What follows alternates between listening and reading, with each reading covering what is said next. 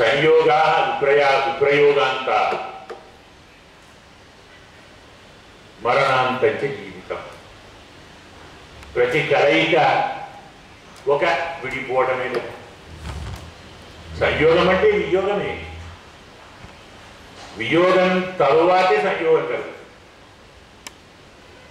ఇక్కడ ఉన్నవి రెండు దగ్గరికి వచ్చాయి అంటే మరి ఇక్కడి నుంచి దూరం అయ్యాయి కదా. ఒక చోటు నుంచి దూరం అయితేనే మరో చోటు నుంచి దగ్గరికి వస్తాయి. అలా దగ్గరగా దూరముగా చేసేదాన్ని కాలం అంటాం. ఆ కాలం నీవే. ఈశాన అది కూడా నీవే. అందరినీ శాసించేవాడవు నీవు.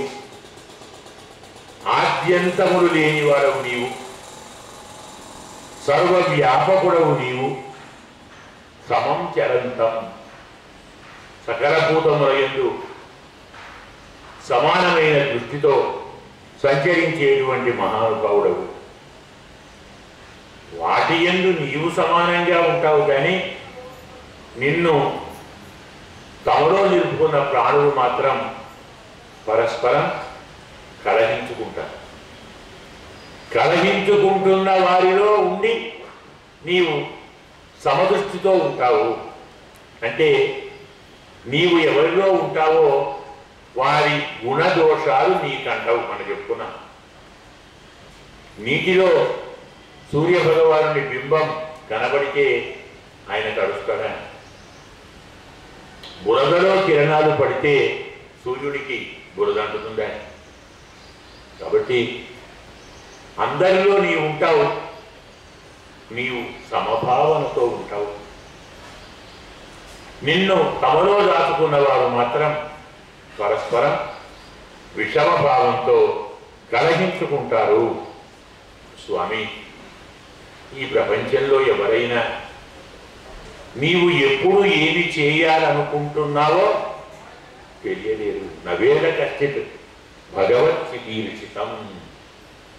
నీవు చేయదలుచుకున్న దాన్ని ఎవరు తెలుసుకోలేరు. తవేహమానస్య నృణాం విడంబనం. నీవు కోరుతున్నావు అన్నా, నీవు చేరుతున్నావు అన్నా, మా దగ్గరికి వచ్చి మాలో ఉండి మాతో పాటు నీవు కూడా పనులు చేస్తున్నావన్నా, ఇదంతా విడంబనం. ఒక నటన, ఒక షో అంటాం. చూపుట, మాకు చూపాలని చేస్తున్నావు. నీకు కర్మరెక్కడివి, నీకు కోరికలెక్కడివి? నీవు పొందవలసినది లేదు, పొందలేనిది లేదు. నీవు పనులు చేయకుంటే నిన్ను చూసిన లోకులు స్వామి చేయనప్పుడు నువ్వెందుకు చేయాలి అని వారు కూడా కర్మభ్రష్టులు అవుతారు. కాబట్టి లోకాన్ని కర్మభ్రంశం నుంచి కాపాడటానికి నీవు పనులు చేస్తావు. నయస్య కశ్చిత్ దైవోస్తి తర్కించు. ఎందుకంటే మనం పనులు చేయడానికి రెండే కారణాలు. ఒకటి ప్రీతి, మరొకటి ద్వేషం. అయ్యో వీరు నావారండి, వారి కడుపు నిండా భోజనం పెట్టాలి, వారు అడిగిందల్లా ఇవ్వాలి, మనం దానికోసం సంపాదించుకోవాలి. వీడు నాకు శత్రువు, వాడిని వధించాలి, వాని ఇష్టాన్ని దూరం చేయాలి, మళ్ళీ దానికి ప్రయత్నం చేయాలి. అయితే ప్రీతి లేకుంటే అప్రీతి అంటే ద్వేషం. సకల ప్రాణులు కర్మలను ఆచరించడానికి ఈ రెండే కారణాలు. నీకు ఆ రెండు లేవు. నీకు ఎవరి యందు ప్రత్యేకమైన ప్రీతి లేదు, ప్రత్యేకమైన ద్వేషము కూడా లేదు. నీకు ప్రియుడు లేడు, అప్రియుడు లేడు. అయినప్పుడు నీవు ఎందుకు పని చేయాలి? మాకు పని నేర్పడానికి నీవు పని చేయాలి. మహానుభావ, పుట్టుక లేని నీవు పుడతావు. కర్తృత్వము అవసరం లేని నీవు కర్మలను ఆచరిస్తావు.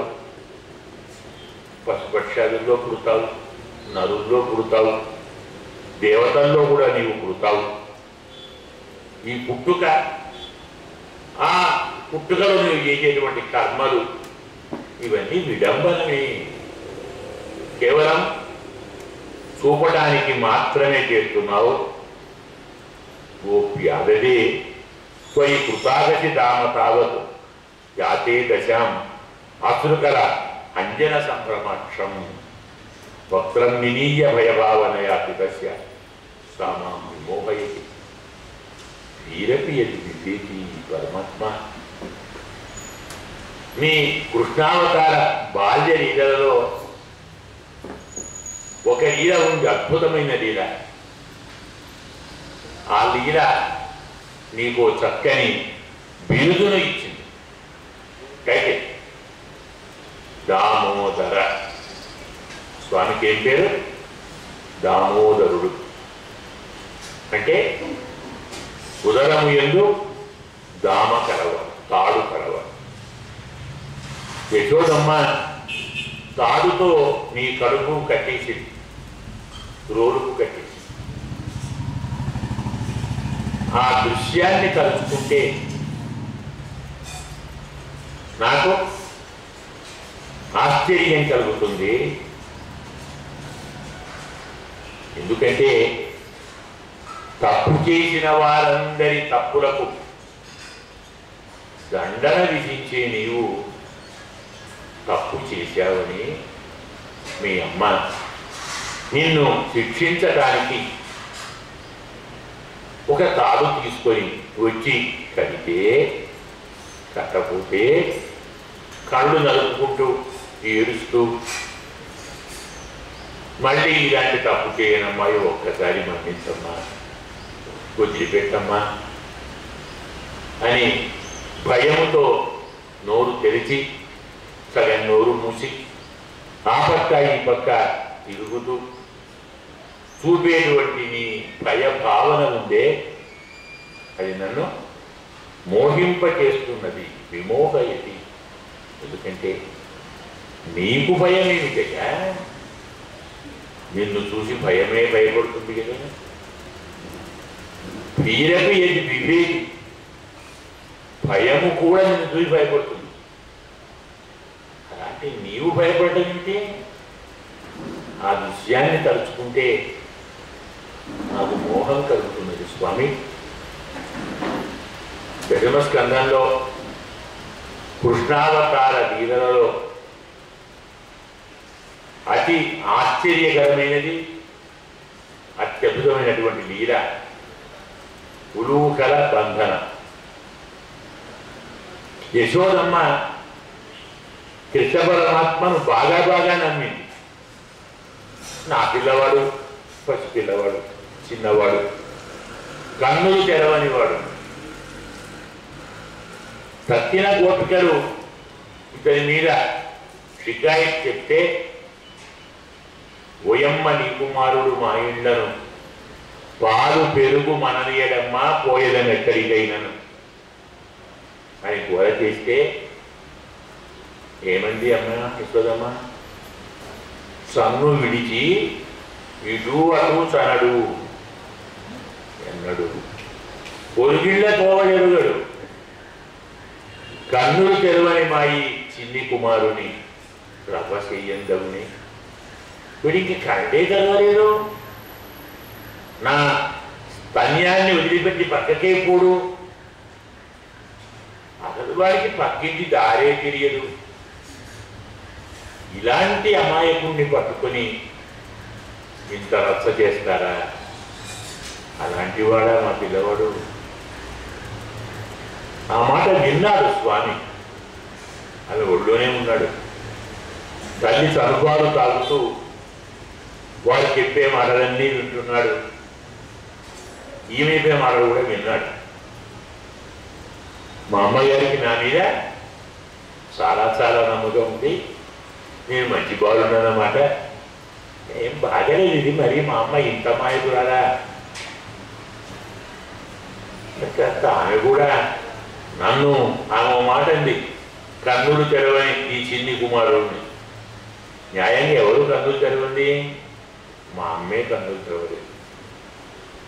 నిజంగా మా అమ్మ కన్నులు తెరిచి ఉంటే నేనెంత ప్రబుద్ధున్నో తెలుసుకునేది.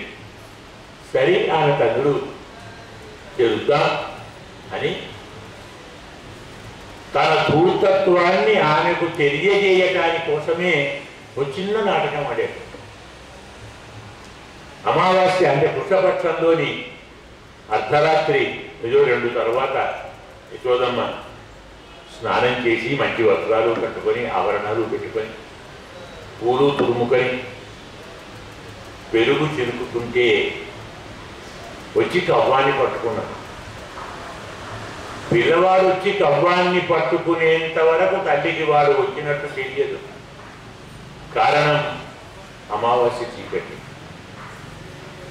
ఆ స్తంభం నల్లగా ఉంది, కవ్వం నల్లగా ఉంది, కుండ నల్లగా ఉంది, తాడు నల్లగా ఉంది.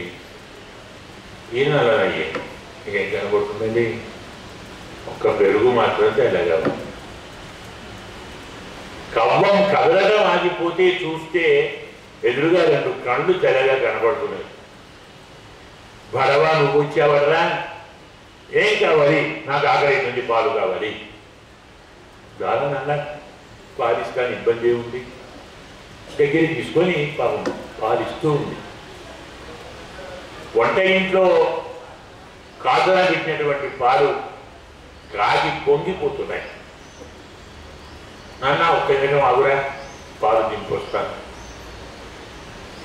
అని వాడిని దింపి వెళ్ళి, నా కడుపు నింపడం కంటే నీ కుండ నిండడం ప్రధానమా? కుండలో పాలు పోవద్దా? ఇక్కడ పెరుగంత పోతుంది చూడు. ఇప్పుడు సగం పాలిచ్చి ఆపుతావా? నీ సంగతి చూస్తాను. అమాంతం వెళ్ళి కవ్వంతో కుండను పాలబెట్టాడు. ఇల్లంతా పెరిగేదండి. వచ్చేసరికి అంతా బీభత్సం. ఇప్పుడు ఎక్కడ పోయారు? కనపడేదా? అక్కడే ఉన్నాడు. రోడ్డు మీద నిలబడి పిల్లలకు వెన్న ముద్దలు పెడుతున్నాడు. బడవ ఇక్కడ ఉన్నావురా, అయితే నువ్వు అన్నట్టు అల్లరి చేసేవాడవేనమాట, నీ సంగతి చూస్తానులే. బెట్టం తీసుకొని వెంటబడింది. పరిగెత్తాడు. దొరుకుతాడా? ఏమైనా సరే నేను పట్టుకొని తీరుతాను, ఇవాళ నీకు బాగా బుద్ధి చెప్తాను. వెంటబడితే పరిగెత్తున్నాడు. అమ్మ వద్దంటున్నాడు, ఏదో కూడా చేస్తున్నాడు. ఎంతకు దొరకడు. ఆయాసం వస్తున్నది, చెమట పడుతున్నది, కొప్పు జారిపోయింది, పూలు జారిపోయాయి, చీర జారిపోతుంది.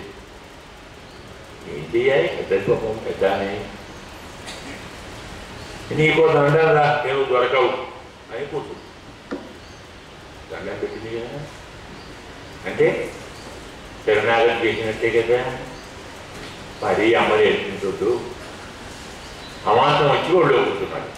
అమ్మ కాళ్ళు నొప్పులు తీసేయా, పరిగెత్తుకొని వస్తే నొప్పులు తీసేయమ్మా. అమాయకుడిగా ఏమి చేయనట్టుగా వచ్చి అడిగాడు. గట్టిగా పట్టుకుంది. పడవ ఇప్పుడు ఎక్కడికి పోతావరా? దొరికావా లేదా? దొరికాను. అమ్మా నేను దొరికాను, నువ్వు పట్టుకోలేదు. చెప్పాడు అప్పుడు కూడా. నువ్వు బాగున్నావా?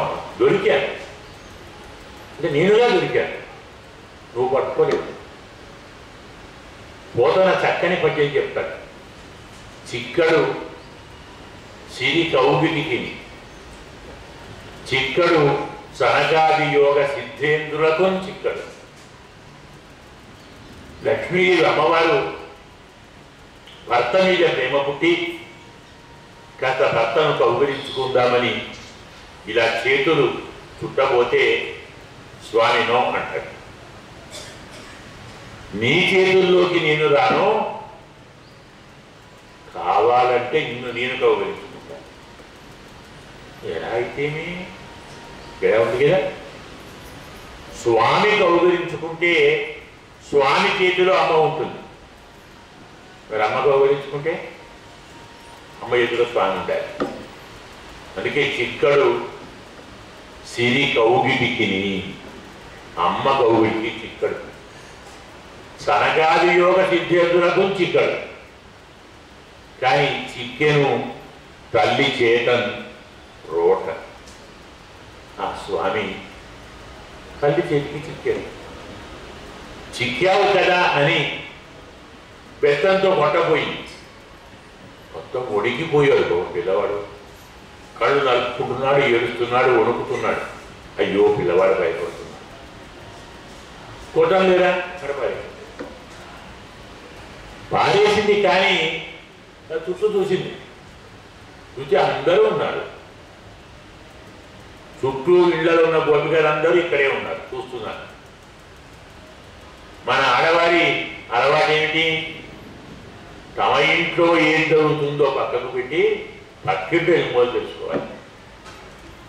లోకవార్త రథాహ స్త్రీయ అంటాడు అతను చమత్కారంగా. ఆడవారంటే పక్క ఇంట్లో ఏం జరుగుతుంది, ఎదురుంగి ఇంట్లో ఏం జరుగుతుంది, అంటే ఇంట్లో ఏం జరుగుతుంది అది ముందు తెలుసుకుంటారు. అందరూ చూస్తున్నారు. సమాజమేనే. ఇందరు చూస్తుంటే వాడిని వదిలిపెట్టింది అనుకోండి, ఇంతేనా నీ పని, చాలా కబుర్లు చెప్పావు ఏమో చేస్తానని, అంతేనా దృష్టికన్నా నిన్నేమైనా చెయ్యాలి, సరేరా నన్ను కొట్టను, కట్టేస్తాను. కొట్టాడు తెచ్చి కొట్టకు చుట్టి సరిపోలేదు. ఇంకో తాడు తెచ్చి దానికి ముడేసి చుట్టింది, సరిపోలేదు. ఇంకో తాడు తెచ్చింది, సరిపోలేదు. ఇంకో తాడు తెచ్చింది, సరిపోలేదు. తజ్జనని లోగిటంగల రజ్జు పరంపరల తెచ్చి తనదాగట్టన్ బొద్ద తిరిగి రాదయ్యను అంటాడు పోతను. యశోదమ్మ దగ్గర ఎన్ని తాళ్ళున్నాయో అవన్నీ తెచ్చి ముడేసింది. ఎన్ని తాళ్ళు ఉంటాయండి యశోదమ్మ దగ్గర తెలుసా? నందగోపుడికి 200 కోట్ల ఆవులు ఉన్నాయి. ఎందుకంటారా? కృష్ణుడు పుట్టాడని తెలిసినప్పుడు 2 కోట్ల ఆవులు దానం ఇచ్చాడు. మరి 2 కోట్లు దానం ఇచ్చాడంటే మరి కనీసం 1% దానం కదా. కాబట్టి 200 కోట్లు ఉండి ఉంటాయి. మరి గేదెలు ఉన్నాయి, ఇంకా మేకలు ఉన్నాయి, గొర్రెలు ఉన్నాయి, ఏనుగులు ఉన్నాయి, గుర్రాలు ఉన్నాయి, అన్నీ ఉన్నాయి. అయితే అన్ని ఎక్కడ కట్టేశాడు? భూమి మీద ఏది కనపడదు. చదవండి భాగవతం, గర్గ భాగవతం చదవండి, బ్రహ్మవైవర్తం చదవండి, బ్రహ్మాండ పురాణం చదవండి. భూమి లోపల సెల్లార్స్ వేశాడు. 8,000 సెల్లార్స్ ఉన్నాయి నందుడి దగ్గర. అక్కడ వెలుతురు, గాలి, నీరు. గోశాలలు కూడా పాలరాతితోటే కట్టారు. ఎంత బాగా వర్ణిస్తారంటే, మానవుల కంటే గోవులే జ్ఞానము కలవి అంటాడు వ్యాసుడు. ఎందుకంటే ప్రతి గోవును కట్టేసినప్పుడు అది మలమూత్రములు విడవటానికి బండలు లేని ఒక స్థలాన్ని ఏర్పాటు చేశారు. ఆ గోవు అక్కడికి వెళ్ళి పేడ వేసి వస్తుంది. ఎవరు కూడా పేడ వేయరు, మూత్రము చేయదు. మూత్రం అనేది ఒక హౌదులాగా కట్టారు, అందులో మూత్రం చేస్తుంది.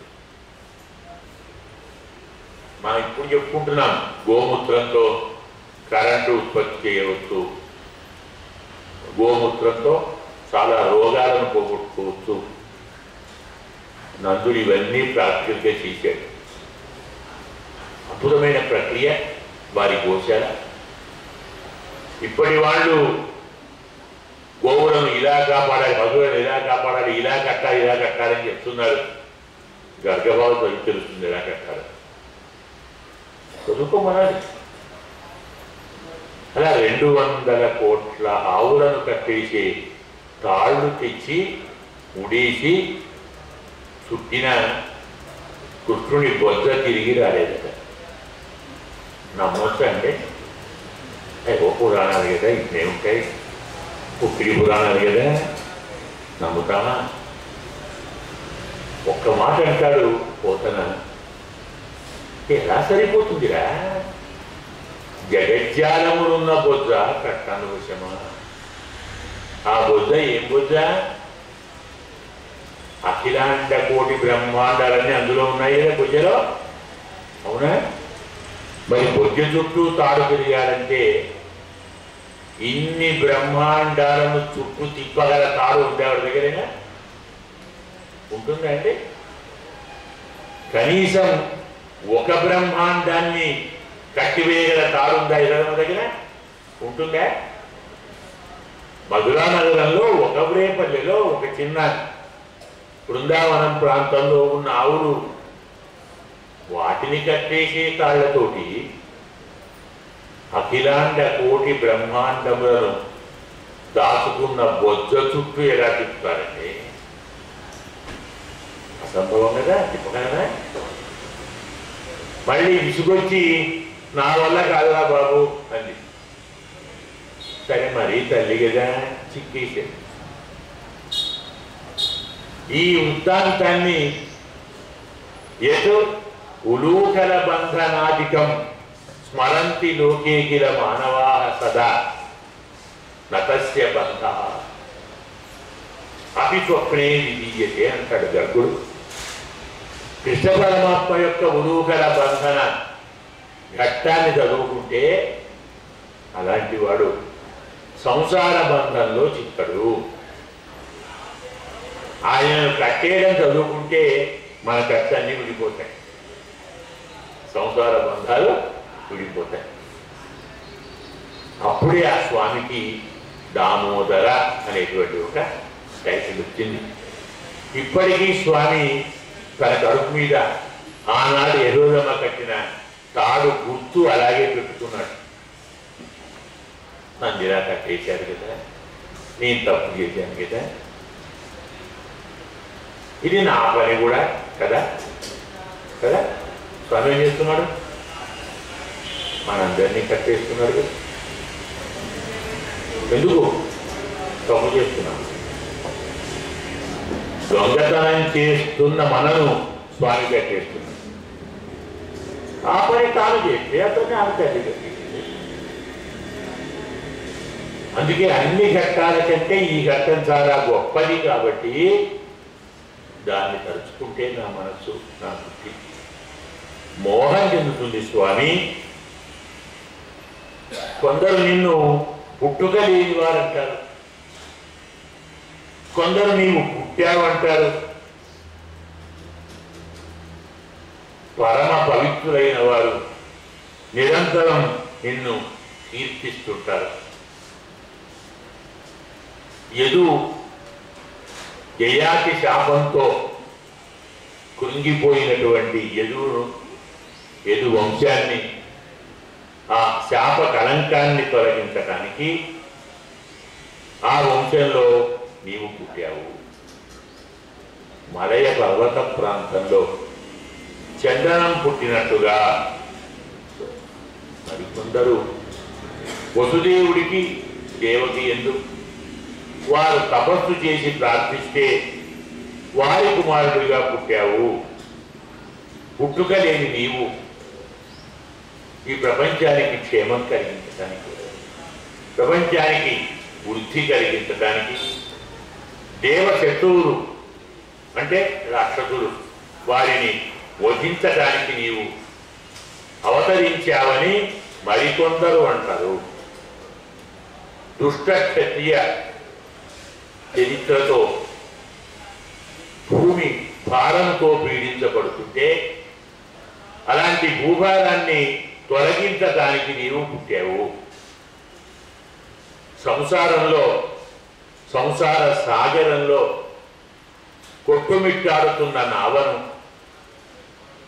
నీవు చుక్కానిలాగా ముందుకు వచ్చి నడిపిస్తున్నట్టుగా నీవు ఉన్నావు.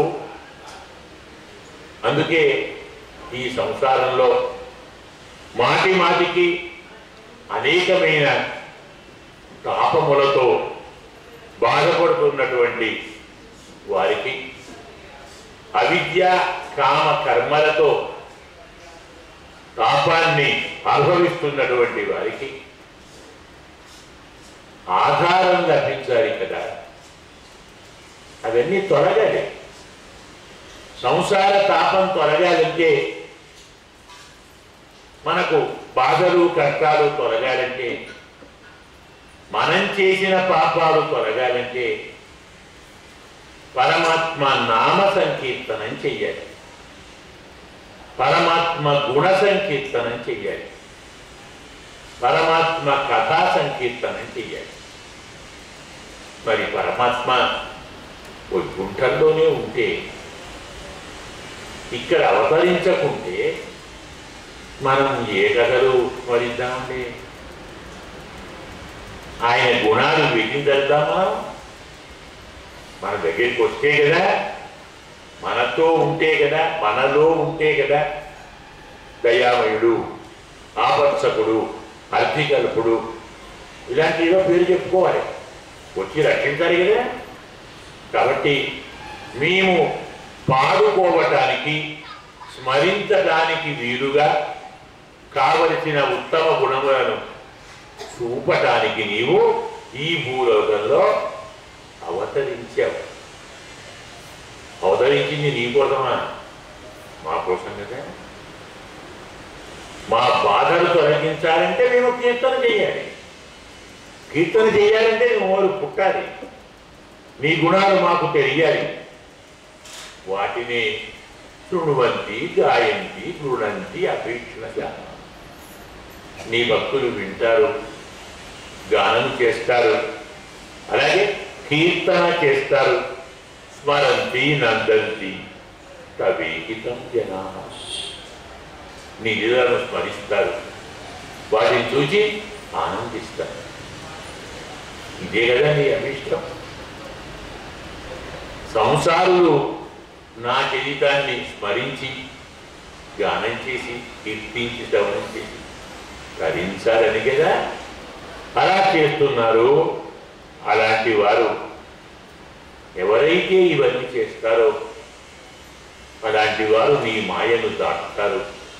త్వరలో నీ దివ్య పాద పద్మములను దర్శించుకుంటారు. ఎలాంటివి నీ పాద పద్మములు? భవ ప్రవాహోపరమం, సంసారం అనేటువంటి ప్రవాహాన్ని తగ్గించి పరమాత్మ పాదాలను స్మరించిన వారికి భవ ప్రవాహం ఉండదు. సంసార ప్రవాహం వారిని బాధించదు. అయినా అప్యజ్య నస్వం స్వకృతే హిత ప్రభో జిహాససి స్వితు సుహృద అనుజీవిన. వచ్చావు, ఏవో కొన్ని పనులు చేశావు, మమ్మల్ని కాపాడావు, కాపాడుతున్నావు. హస్తినాపురంలో చాలా కాలం ఉన్నావు, అయినా వెళ్ళిపోతున్నావట కదా. మమ్మల్ని అందరినీ విడిచి వెళ్ళిపోతున్నావట.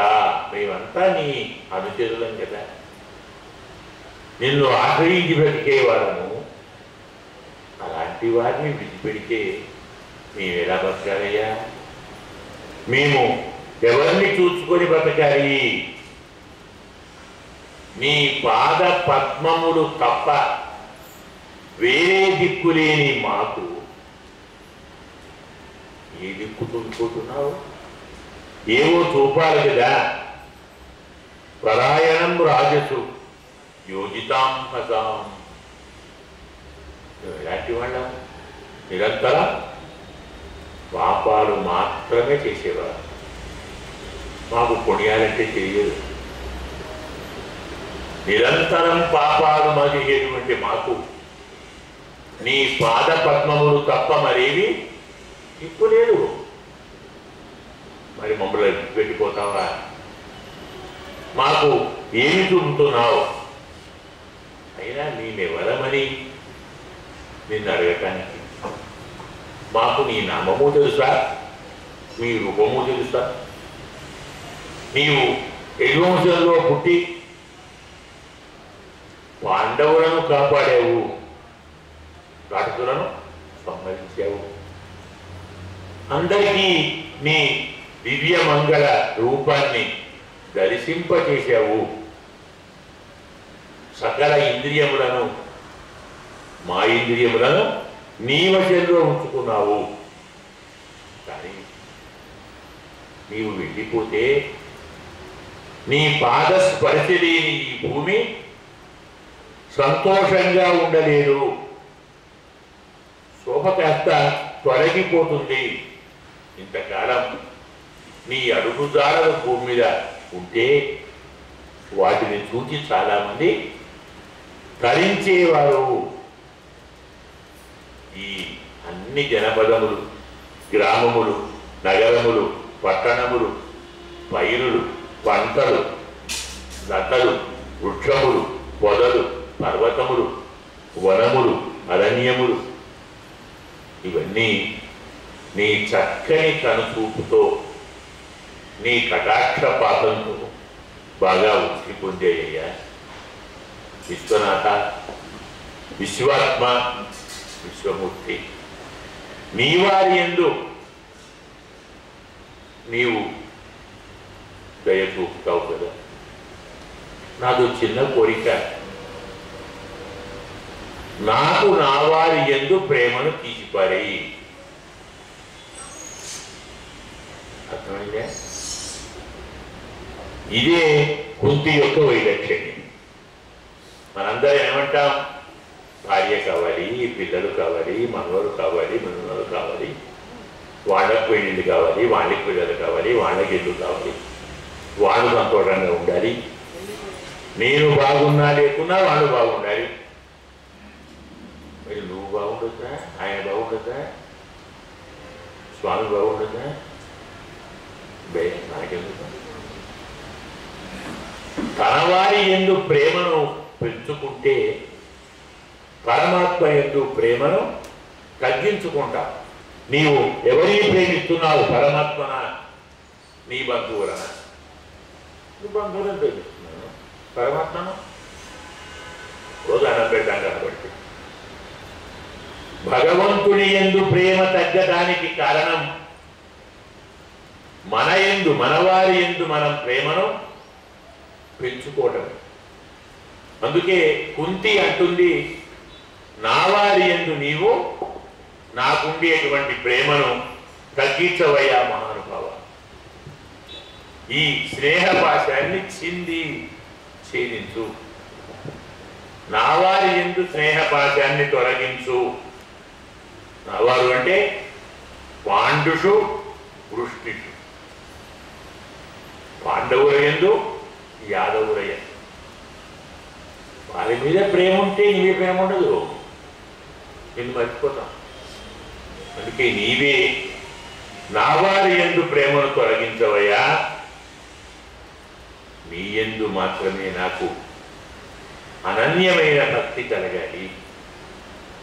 మరి దేని యందు నాకు రతి ఉండకూడదు, ప్రేమ ఉండకూడదు, స్నేహం ఉండకూడదు. ఏమున్నా నీ యందు మాత్రమే ఉండాలి. నీవు మధుపతివి, మధురాపతి, మధురాధిపతే అఖిలం మధురం కదా. అందువల్ల అలాంటి మాధుర్యంతో ఉన్నటువంటి నీవు, నిన్ను చూస్తే, నిన్ను ధరిస్తే మాకు మాధుర్యం ఉండాలి. ఈ వరాన్ని మాకు ప్రసాదించు. గంగా ప్రవాహం రెండు తీరాలను కొట్టుకొని పోయేలా చేసినట్టుగా నీ మీది భక్తి సంసారం మీద రతిని తొలగించేదిగా ఉండాలి. శ్రీకృష్ణ, కృష్ణసఖ, వృష్ణి, వృషభ, అవనిదృక్రాజన్య వంశదహన. భూమికి ద్రోహం చేసేటువంటి రాజులను దహించేటువంటి మహానుభావ గోవింద, గోతుజ సుధాస్తిహర. గోవుల ఆర్తిని, బ్రాహ్మణుల ఆర్తిని తొలగించేటువంటి మహానుభావ, తొలగించటానికే వచ్చిన మహానుభావ యోగీశ్వర, అఖిల గురో భగవన్ నమస్తే. ఇలా కుంతి స్వామిని ప్రార్థన చేస్తే దాన్ని విన్నటువంటి స్వామి మందం జహాస, చిన్న చిరునవ్వు విసిరాడు. అత్త కదా, పెద్దవాళ్ళు స్తోత్రం చేస్తుంటే ఏమంటామండి? ఎందుకంతా వద్దు అన్నా కష్టమే, మాట్లాడుకున్నా కష్టమే, ఎందుకు వచ్చిన బాధ అని ఓ చిన్న చిరునవ్వు విడిచాడు. చాలు కదా, ఆ ఒక్క చిరునవ్వుతో మనం అన్నీ మర్చిపోతాం. మళ్ళీ నా అల్లుడు నీ అత్తను అనుకుంటుంది. ఈ భావం అంతా తొలగిపోతుంది. అమ్మా పెద్దదాము, మీరు చెప్పిన దాన్ని మేము ఎలా కాదంట, మంచిది అని ఆమోదించి హస్తినాపురానికి మళ్ళీ వెళ్ళారు. బయలుదేరుతాను అంటే అందరూ ఆపారు. అపశకునం ఏంటి కదా, రథమెక్కబోతుంటే ఒక స్త్రీ ఏడ్చుకుంటూ వచ్చేసింది. ఏడ్చుకుంటూ ఎవరొచ్చినా ప్రయాణం చేయకూడదని శాస్త్రం. అందులో స్త్రీ ఏడ్చుకుంటూ వస్తే, గర్భవతి వస్తే శుభశకునం. గర్భవతి ఒక పిల్లవాడిని మట్టి చేతిలో పట్టుకొని వస్తే ఇంకా శుభం. కానీ ఆ గర్భవతి రోధిస్తూ వస్తే అశుభం కదా. 4 రోజులు ఉండవయ్యా, తర్వాత పోదు కానీ అని బంధువులు, మిత్రులు, ఇతరులు అందరూ అడిగితే ఇందరి మాట కాదనకూడదు కదా. మరికొన్నాళ్ళు మహానుభావుడు ఉన్నాడు. వ్యాసాది మహర్షులు కృష్ణేన అద్భుత కర్మణ ప్రబోధిత అపి ఇతిహాసైది నాబుజ్యత సుచార్పిత. ధర్మరాజు వ్యాసాదులు బోధించాడు, నారదుడు బోధించాడు, చివరికి కృష్ణరాజుతో కూడా బోధించాడు. ఇందరు చెప్పినా ఇంతమందిని వధించానే, నేను ఎంత పాపం చేశాను. అలాంటి నాకు రాజ్యాధికారం ఉందా? నేను రాజ్యాన్ని పరిపాలించకూడదు, సామాన్యుడిలాగా ఇందరిని చంపాను. ఎంత అజ్ఞానం అండి నాది. నా శరీరాన్ని పోషించుకోవటానికి ఇంతమందిని చంపాను. పోనీ ఈ శరీరం నాదేనా? ఎవరిదో, ఎలా వచ్చిందో, ఎందుకు వచ్చిందో, ఎప్పుడు పోతుందో. పరకీయమైన శరీరాన్ని పోషించటానికి 10 లక్షల సైన్యాన్ని నేను వధించాను. బాల, ద్విజ, సుహృతు, మిత్ర, పితృ, భ్రాతృ, గురుద్రుక, ఎంతమంది చంపానండి. పిల్లలను, బ్రాహ్మణులను, మిత్రులను, సుహృత్తులను, పినతండ్రులను, పెద్దండ్రులను, సోదరులను, గురువులను, ఇందరినీ వధించాను. నమే స్యాత్ నిరయాన్ మోక్ష. ఇలాంటి నాకు నరకం నుంచి మోక్షం లేదు. అవి వర్షాయుతాయుతై, 1 ఏడు 2 ఏళ్ళు కాదు, 10,000 ఏళ్ళు నేను సుకృతం చేసిన ఈ దుష్కృతం తొలగిపోదు. రాజే తప్పు చేస్తే ఇంకా ఉద్ధరించేవారు ఎవరు? అందరూ అంటున్నారు ధర్మ యుద్ధంలో శత్రువులను చంపుట తప్పు కాదు అంటున్నారు. ఇదివే నాకు బోధాయ కల్పతే. ఎందుకు అది నాకు సంతృప్తిని కలిగించడం లేదు. ఎంతమంది స్త్రీలు తమ భర్తలను కోల్పోయి వైధవ్యాన్ని అనుభవిస్తున్నారు. అలాంటి వారందరూ నన్ను శపించకుండా ఉంటారా? ఈ ధర్మరాజు ఒక్కని ఆశ వల్ల మేమందరం భర్తృహీనమయ్యాము అనుకుంటారు కదా. ఎంతమంది పిల్లలకు తండ్రులు పోయారు, ఆ పిల్లలందరూ బోధించరా? ఎంతమంది తమ్ములకు అన్నలు పోయారు, అన్నలకు తమ్ముడు పోయారు. అందువల్ల ఈ పాపం తొలగేది కాదు, నేను రాజ్యానికి అర్హుణ్ణి కాదు. ఇలా అనుకుంటుంటే పెద్దలు చెప్పారు, నాయన అంతగా నీవు విచారించవలసినంత అవసరమేమీ లేదు.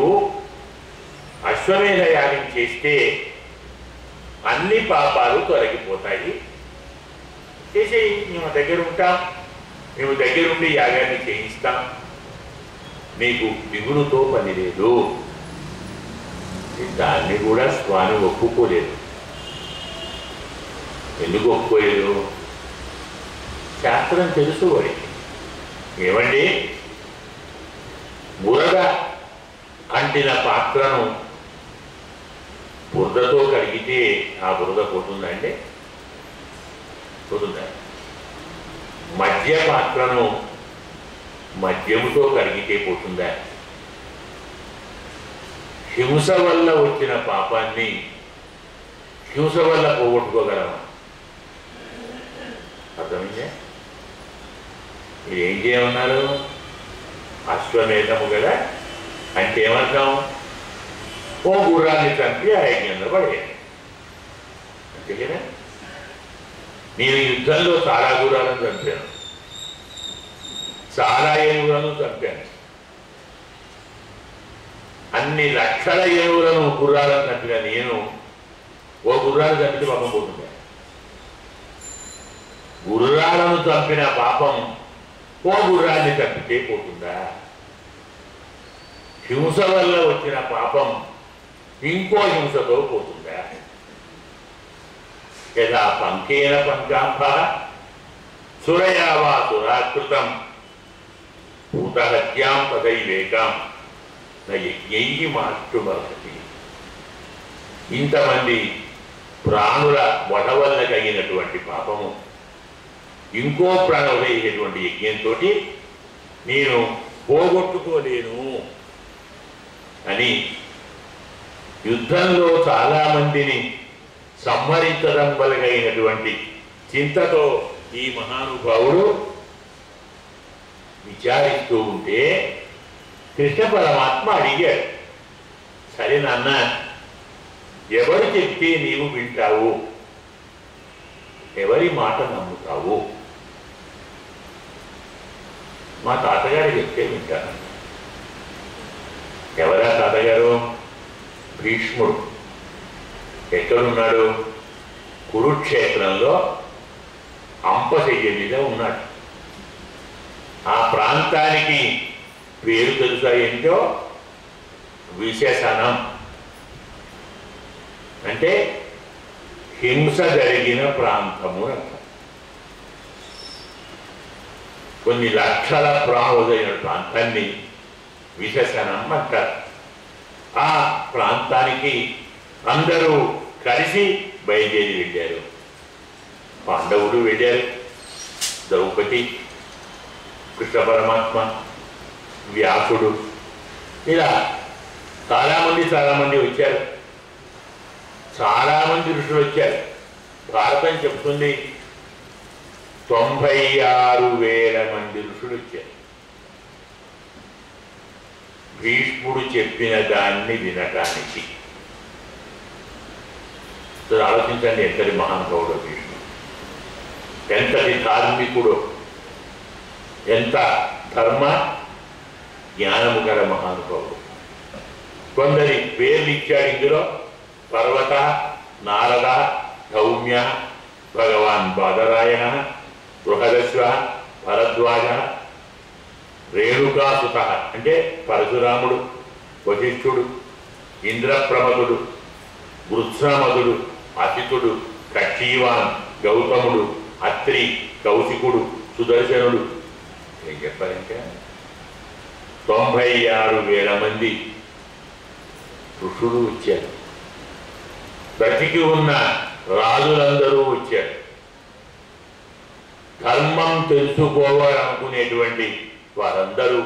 ఎందుకంటే కృష్ణ పరమాత్మ పక్కన కూర్చొని వీటి ధర్మం చెప్పిస్తున్నాడు కదా. ఏది గొప్పది?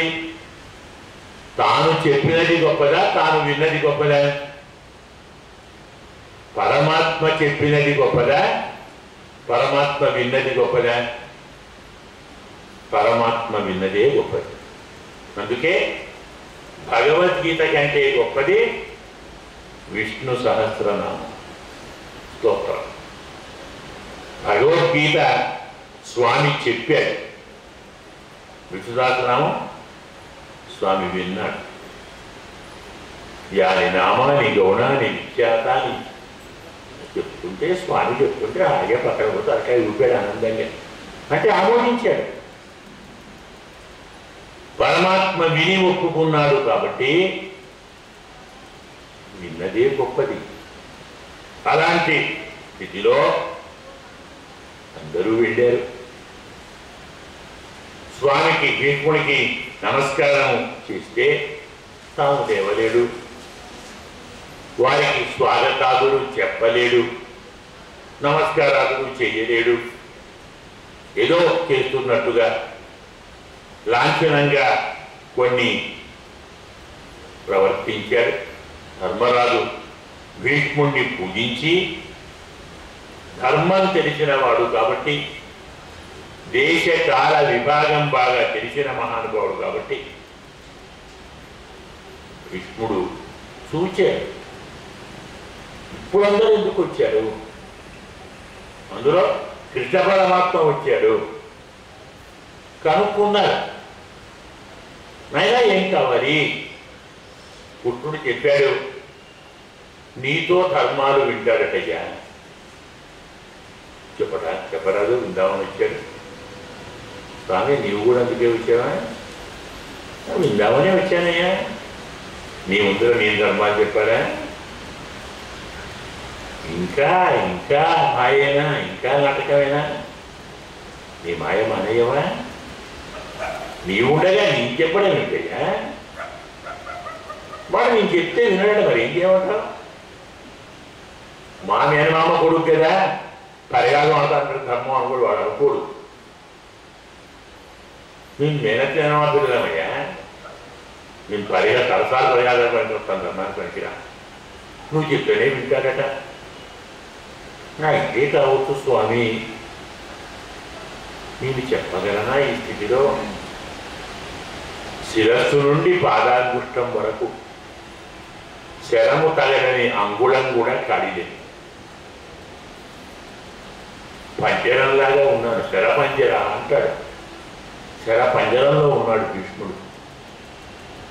శరీరమంతా రక్తస్రావం జరుగుతూ ఉంది, గాయాలయ్యాయి, ఆహారం లేదు, పానీయం లేదు, సర్ది, ఆకలి, అర్హత, మూర్ఛ, మతిభ్రమం ఇన్నుంటే చెప్పగలనా? నాకు తెలుసురా నాన్న, నీకు అవన్నీ ఉండవు.